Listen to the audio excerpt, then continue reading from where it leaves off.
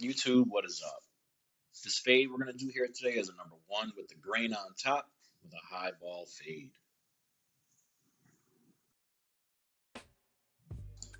First thing I'm going to do is grab the Stylecraft Instincts, put the number one guard on, close the clipper. I'm going to go ahead and go with the grain all the way around the head, making sure I do not go against the grain anywhere.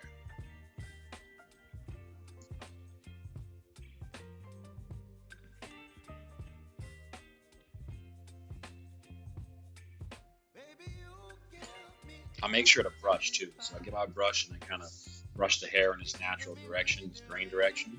And when I use the clippers, I'll be sure not to cut too low.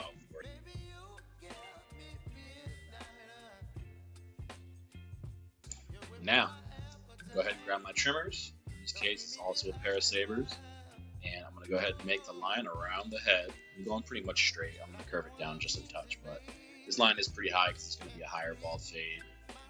I'm just going around the head, making sure everything that I'm actually taking off right now is fully clean. There's no hairs that are left a little long. Go over it multiple times just to make sure the fade is clean.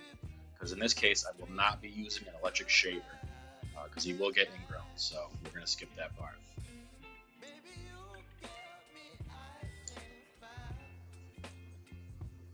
Now when that part is completed, I'm going to take my clippers without a guard on them. Open them all the way up. So opening the clipper up means you're just setting it for the longest that I can cut hair. The lever goes back, the blades separate further apart, and you cut hair the longest it's going to be cut without using guard. Make a 1-inch band around the head. I'm going to go ahead and put my one guard on the clipper, keep it open, so it's going to be a 1.5. And make another guideline around the head 1 inch up.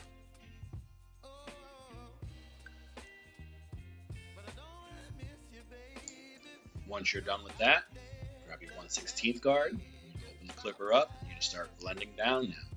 So where that second guideline is, you're gonna start blending under that, and you're gonna blend to that half guideline. So in order to do that, you're gonna have to start with the clipper open, do a couple passes, and you're gonna see the hair start getting lighter, and then you close the clipper a little bit. Close it halfway, close it an extra notch, until it's fully closed. And you should start seeing that line fading away.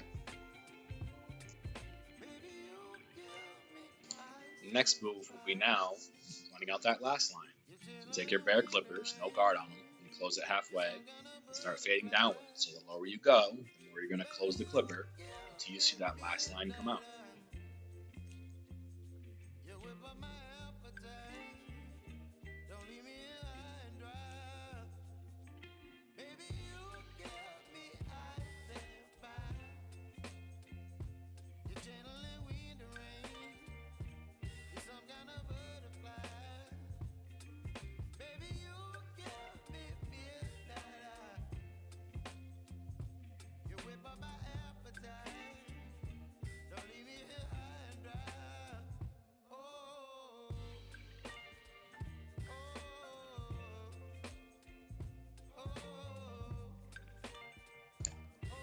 Now the process you just did, you're going to complete that all the way around the head, connecting the fade.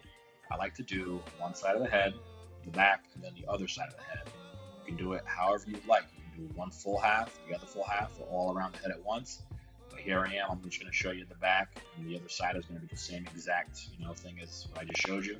So go ahead and enjoy, and then I'll get back to you in a minute.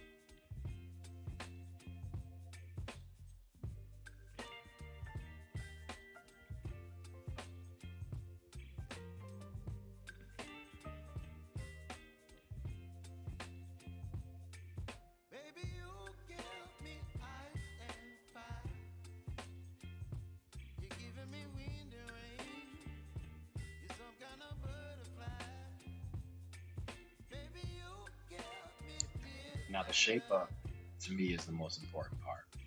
I get my trimmers, I start from the center of the head, and I work my way outwards. But as I'm doing the actual trimming, as I'm cutting, I'm being mindful of where I'm putting that trimmer as I'm doing it. And you want to make sure you create a nice straight line from looking straight at your client, even though it is a radius line in the end. It's matching their forehead. So just start from the center, work your way out to the left or the right side, and then start from the center again and work your way out the other way, and you'll have very good success in making a nice straight line. And here I'm using the Instincts, and I have the Mini X Pro blade on them, and these things beam. Oh my god, you can actually kind of see right here how good they cut. So this is going to be pretty much the new setup anytime I'm doing shape ups. I just made them yesterday to cut like this. And, you know, I think this is the best setup there is now, and this is all recent for me. So I'm going to try to have more content with them, so you guys can see how sharp they cut and how good they cut. But, you know, use them techniques and you'll make out very good. This is how the shape up should look when you're done for any kind of enhancements. You know, if it's not perfect then, at that point, you really shouldn't be putting enhancements on. So get the shape up as good as you can and then apply the enhancements. So here I'm just touching them up very minimally. I'm actually not using a lot, just because we don't normally use it on them. I just want to do it for the video. And I'm just using a card, using some heavy enhancement, dark black. This stuff sprays good. It cleans out the gun easily. I can just clean it out with some hot water.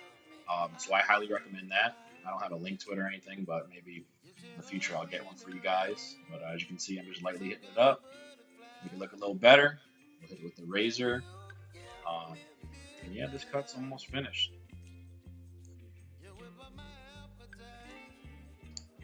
Now, I've been using this razor for a long time. It's by Black Widow. It's just a nice little swing lock razor.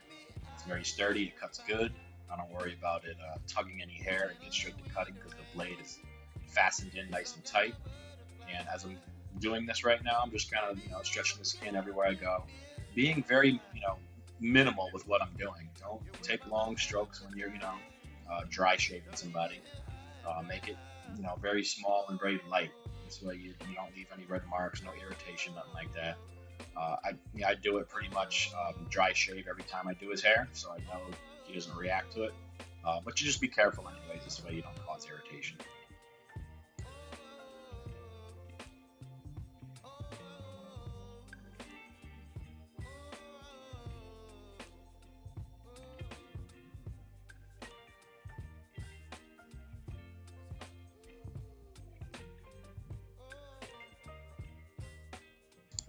All right, guys, this is the final product. I hope you guys liked it. I hope you guys learned a little something. If you get a chance, please subscribe, share, do whatever you can. But I will be putting out some more content soon. I'll catch y'all then. Peace.